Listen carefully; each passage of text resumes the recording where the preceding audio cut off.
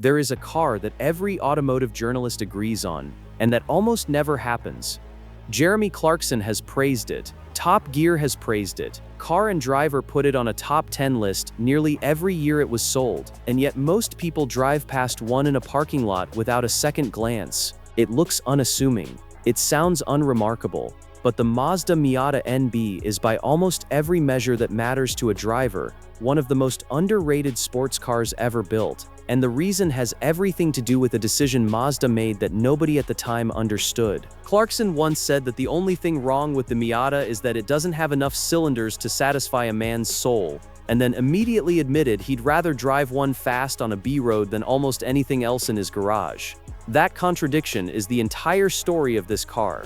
It's not about specs, it's about what happens when you put your foot down. If you've ever wondered why the second-generation Miata gets overlooked despite being, in many ways, the most complete version of the car Mazda ever built, stick around. And if this video convinces you to go looking for one, hit subscribe and check the description. There are some affiliate links down there that might genuinely save you money on your search. This is the story of the NB Miata. By the mid-1990s, Mazda faced a problem that has killed beloved cars throughout history. The original was too good to leave alone, and too good to ruin by changing it. The first-generation NA had become a cultural phenomenon, over 400,000 units sold by the time production ended, and Mazda's engineers knew that whatever came next would be judged against perfection. Their solution, launched in 1998, was not reinvention, it was refinement. The NB kept the formula that made the original work: front engine, rear-wheel drive, near-perfect 50-50 weight distribution, and a chassis built around driver feedback rather than outright numbers. But underneath that familiar silhouette, almost everything was new. The chassis was stiffer. The suspension geometry was revised. The pop-up headlights, beloved but aerodynamically compromised and increasingly difficult to certify under new pedestrian safety regulations, were replaced with fixed projector units, giving the car a sharper, more aggressive face. Purists complained at the time. In hindsight, it was the right call. Power came initially from a 1.8-liter engine producing 140 horsepower in most markets, a meaningful jump over the outgoing NA. But the real transformation came in 2001, when Mazda introduced the facelifted NB, sometimes called the NB2, with a revised version of that same engine now producing 142 horsepower, along with a stiffer chassis, improved brakes, and, critically, a 6-speed manual transmission option that finally gave the car a gearbox worthy of its chassis. This is the version Clarkson drove on Top Gear and genuinely struggled to criticize.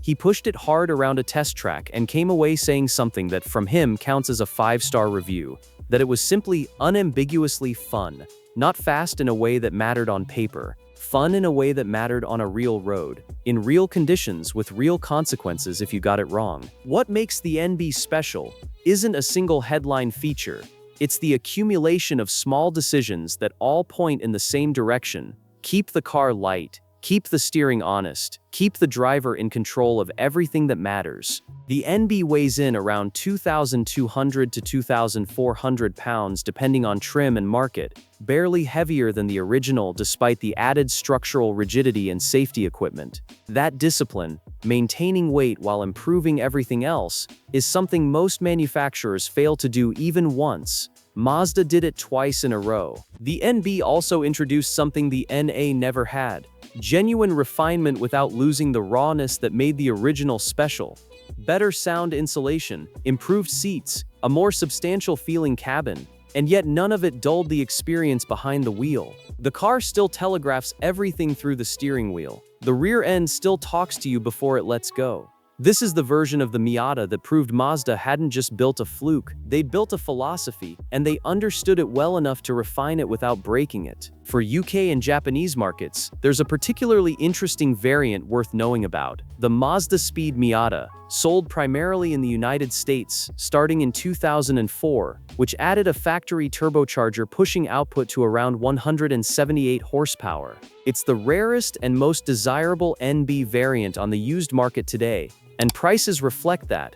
Clean examples now regularly exceed $20,000 in the US. Buying an NB today is in many ways easier than buying an NA, simply because the cars are younger and the parts supply remains extensive. That said, the same enemies apply. Rust around the rear wheel arches and sills, particularly in markets that salt their roads, and soft top condition, which is a quick and reliable indicator of how well the rest of the car has been maintained. The 1.8-liter engine is essentially bulletproof if serviced on schedule. Timing belt changes are the single most important maintenance item, and a car without documented timing belt history should be treated with suspicion regardless of how good it looks. Pricing has climbed steadily, though the NB remains more affordable than the increasingly collectible NA. Clean, well-maintained examples in the United States typically range from $8,000 to $15,000, with Mazdaspeed variants and exceptionally low-mileage examples commanding significantly more.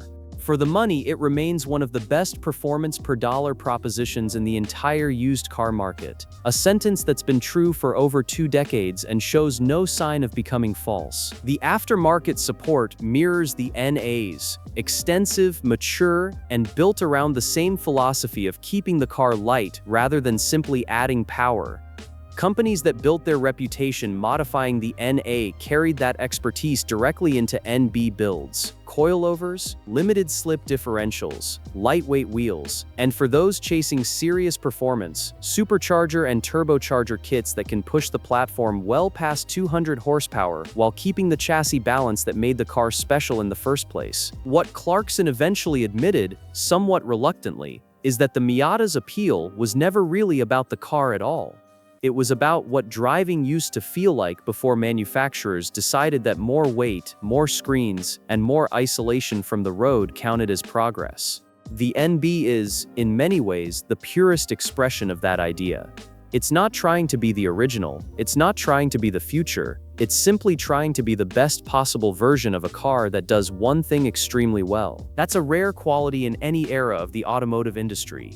And it's rarer still today, when even affordable sports cars have ballooned in weight and complexity. The NB Miata stands as proof that Mazda understood something most manufacturers eventually forget: that fun doesn't require force. It requires balance, feedback, and a chassis that trusts the driver enough to tell them the truth. If you're considering one for yourself, check the description below. There are affiliate links to trusted buying guides, inspection checklists, and parts suppliers that can save you time and money on your search.